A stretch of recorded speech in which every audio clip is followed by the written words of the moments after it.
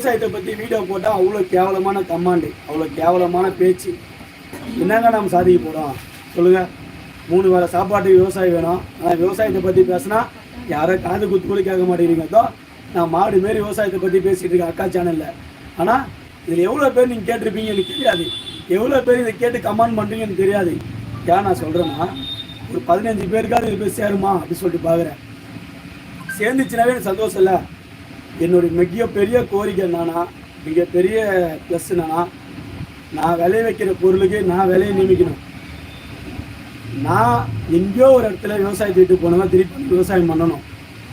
கண்டிப்பாக சொல்கிறேன், இந்த உலகத்தில் தமிழ்நாட்டில் 100% மக்கள்னா குடும்பம் அவங்க அப்பாவோ அம்மாவோ தாத்தாவோ பாட்டியோ ஏதோ ஒரு சைடில் கண்டிப்பாக விவசாயியாக தான் இருந்திருப்பாங்க. ஆனால் இப்போ யாரும் விவசாயம் பண்ண வரதில்லை. விவசாயம் பண்ணுறவங்களையும் மதிக்கிறதில்லை. ஒரு கம்பெனிக்கு போகலாம், ஒரு கவர்மெண்ட் ஏதோ கம்பெனிக்கோ இல்லை கவர்மெண்ட் ஒரு ஆஃபீஸுக்கு போகலாம், நான் விவசாயின்னு இந்த துண்டு போட்டு போய் உட்காந்து நான் வெளியே போடான்றோம். ஒரு ஐடி கார்டு போட்டு வந்து இப்படி காட்டுறான், தூக்கி உள்ளே விட்டுறோம். இதான் வாழ்க்கை. அது மட்டுமா நடக்குது? ஒரு போலீஸ்காரர் பிடிச்சா கொடுங்க, ஐடி கார்டு காட்டு போகிறான். விவசாயிங்க இதோ வெண்டைக்காய் வந்து சொன்னால் கூட யாரும் கேட்கறதில்ல. இது வந்து போலீஸை பற்றி பேசுறது தப்பாக நினைக்காதீங்க. உங்கள் வேலையை நீங்கள் செய்கிறீங்க. எங்களுடைய கஷ்டத்தை யாரும் புரிஞ்சுக்குவாங்க. நானே போலீஸை பற்றி பேசுறதுக்கோ போலீஸை பற்றி தப்பாக பேசி நான் பேசலைங்க. வெண்டைக்காய் சொல்ல நான் போலீஸ் பிடிச்சிட்டாங்க, 1000 ரூபாய் ஃபைன் போயிட்டாங்க. இந்த 1000 ரூபாய் நான் சம்பாதிக்கிறதுக்கு 1 வாரம் கஷ்டப்பண்ணுங்க. 1 வாரம் கஷ்டப்பட்டதான் எனக்கு 1000 ரூபாய் சம்பாதிக்க முடியும். விவசாயத்தில் என்ன லாபம் வரும்? இதெல்லாம் முடிஞ்சிச்சிங்க. நான் பேசிக்கிட்டே இருந்தால் அவங்க போர் தான் அடிக்கும். தக்காளி விவசாயத்தில் ஒரு தக்காளி விவசாயத்தை பற்றி சொல்கிறேன். கிட்டத்தட்ட ஒரு உதாரணத்துக்கு சொல்கிறேன்.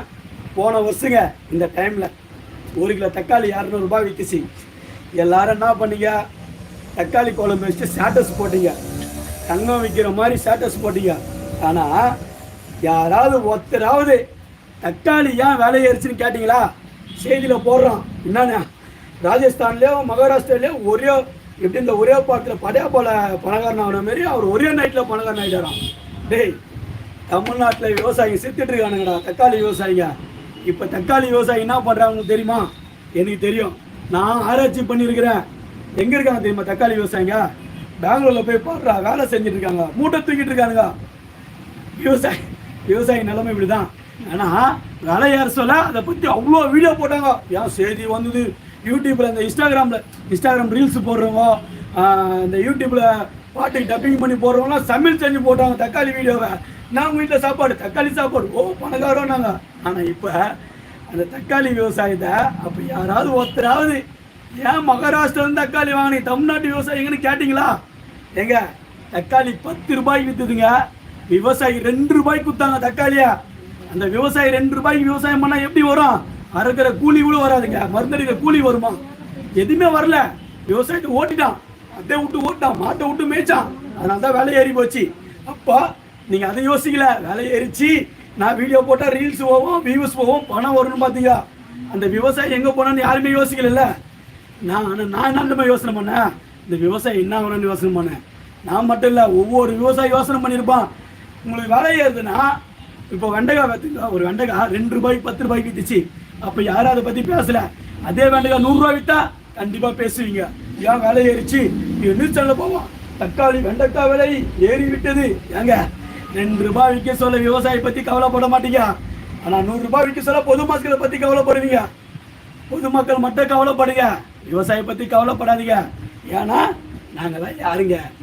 எங்களை அச்சா யாரு கேட்க போகிறாங்க? அடிச்சா மீனிங் வந்துட்டு பணம். என்கிட்ட பணம் எல்லாம் செத்தா யாரு கேட்க போகிறாங்க? கடனை வாங்குறேன், கடனை கட்ட முடியாமல் இங்கே சாகுறோம் விவசாயி. ஆனால் அதை பற்றி பேசுறதுக்கோ அதை பற்றி ஒரு ஏன் செத்தா என்ன பண்ண ஆச்சரியப்படுறதுக்கு இங்கே யாருக்கும் கிடையாது. ஆனால் குடிச்சிட்டு செத்துடுறான், அதுக்கு 10,000 ரூபாய் காசு தராங்க. அது ஒரு டைலாகே சொல்லணும்னா, குடிச்சிட்டு வண்டி ஓட்டினா 10,000 ரூபாய் ஃபைனு, குடிச்சிட்டு செத்து போனால் 10 லட்ச ரூபா காசு. இங்கே பாம்பு கட்சி செத்துடுறான் விவசாயி. அதுவும் இல்லைனா கரண்ட்டில் மாட்டி செத்துடுறான். அதுவும் இல்லைனா கடனை வாங்கி கட்ட முடியாமல் தூக்கு மாட்டி செத்துடுறான். அவன் குடும்பம் நாதாரியா போகுது. அதை பற்றி இங்கே பேசுறதுக்கோ அதை பற்றி கேட்கறதுக்கோ காது குத்து ஒரு விவசாயி செத்துட்டேனவளோ விவசாயி தானே செத்துட்டானுவீங்க. அதே